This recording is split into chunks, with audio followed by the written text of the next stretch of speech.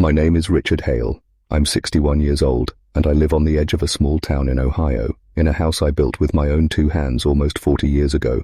If you had told me, a year ago, that the woman my son married would stand in my driveway and laugh at everything I had worked for, I would have told you that you didn't know me at all.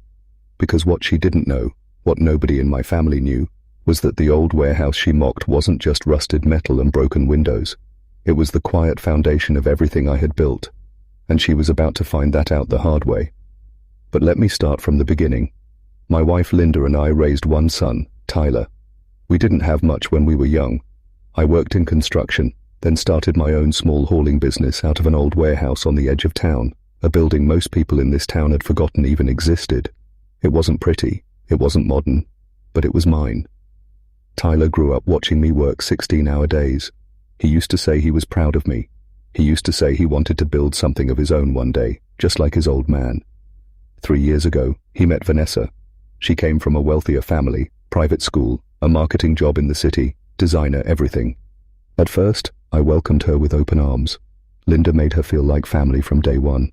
We wanted Tyler to be happy, and for a while, he was.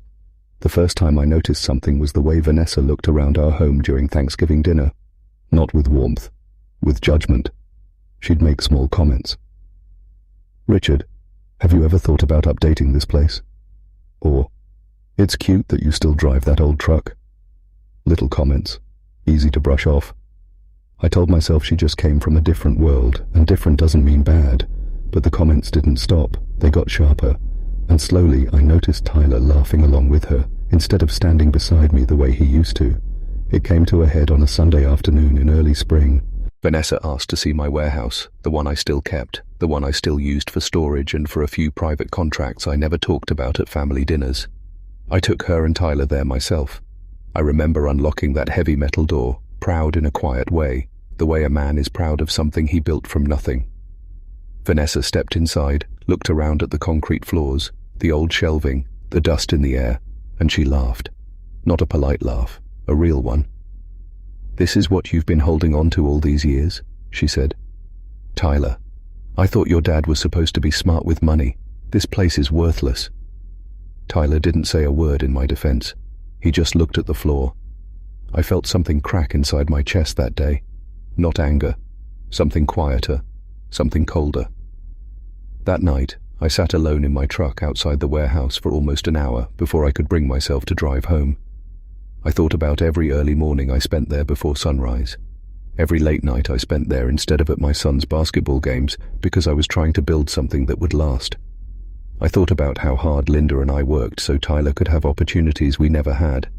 And I thought about how easily it had all been dismissed, not by a stranger, but by the woman my son chose to marry, in front of him, with him saying nothing. I didn't cry. I'm not much of a crying man. But I sat there in silence, and for the first time in years, I felt truly alone. Linda found me still awake at midnight, staring at old photographs of the warehouse from the year I first bought it. She didn't ask what was wrong. She already knew. "You're not going to say anything to them, are you?" she said. It wasn't really a question. "No," I told her. "Not yet."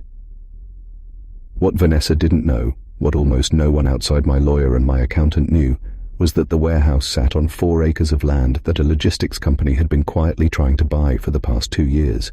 The town had expanded right up to my property line, and a new distribution hub was being planned less than a mile away. I had already been in private negotiations for months. The land alone was worth more than the house Vanessa and Tyler were currently renting. And the warehouse itself, once you accounted for the commercial storage contracts I'd built over 15 years, was generating steady income that most people in this family had no idea existed. I never talked about it at dinner. I never bragged. That wasn't how I was raised, and it wasn't how I wanted to raise my son. I built quietly because I believed the work should speak for itself.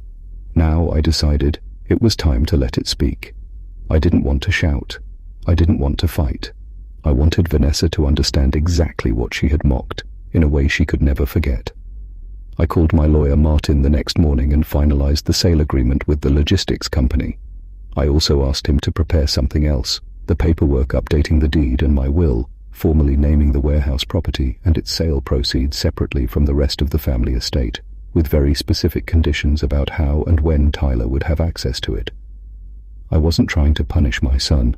I loved him, but I needed him and Vanessa to understand that respect isn't optional in this family. It's the price of trust. Then I planned a dinner, a simple Sunday dinner, just like the one where it all started. For the next 3 weeks, I said nothing. I smiled at family gatherings. I let Vanessa make her little comments about old-fashioned thinking and outdated investments. I let Tyler stay quiet beside her. Behind the scenes, the sale closed. The number on the final contract made even my accountant go quiet for a moment. I set aside a portion for Linda, a portion for Tyler's future, protected in a trust Vanessa couldn't touch, and I kept the details locked away until the right moment. I invited the whole family to that Sunday dinner. Tyler, Vanessa, even Vanessa's parents, who had made their own quiet comments about my small-town life over the years. I set 2 things on the table before dessert: a folder and an old photograph of the warehouse from the day I bought it in 1988. "Vanessa," I said, sliding the folder toward her, "you once told me this place was worthless." She opened it. Inside was the final sale agreement, the number circled in red, along with the letter from the logistics company outlining the new distribution hub planned for the property next door. The room went silent. Vanessa's face went pale as she read it line by line. Tyler leaned over her shoulder, and I watched the color drain from his face too, not from anger, but from understanding exactly what he had let happen. "This worthless place," I said quietly, "just secured your husband's future, and it almost secured yours too. Almost." I explained calmly, without raising my voice, exactly how the trust worked. Tyler would be provided for, the way any father provides for his son. But Vanessa's name was nowhere in the documents. Not because of the land's value. Because of the day she laughed in that warehouse, and my own son said nothing. Vanessa tried to speak, to apologize, to explain it away. I let her finish. Then I simply said, "Respect isn't something you show only when you learn what a thing is worth. It's something you show before you know." Tyler didn't defend her that night. For the first time in a year, he looked at me the way he used to when he was a boy, like he remembered exactly who his father was and what he had built. I didn't do any of this out of cruelty. I did it because a man's work deserves respect, even when it's quiet, even when it's covered in dust and doesn't look like much from the outside. Vanessa learned that day that worth isn't always visible at first glance, and that the people who dismiss others too quickly often end up standing in the very shadow of what they mocked. As for me, I still go to that warehouse sometimes, just to remember where it all started. Not for the money, for the reminder that patience and quiet strength will always outlast an insult.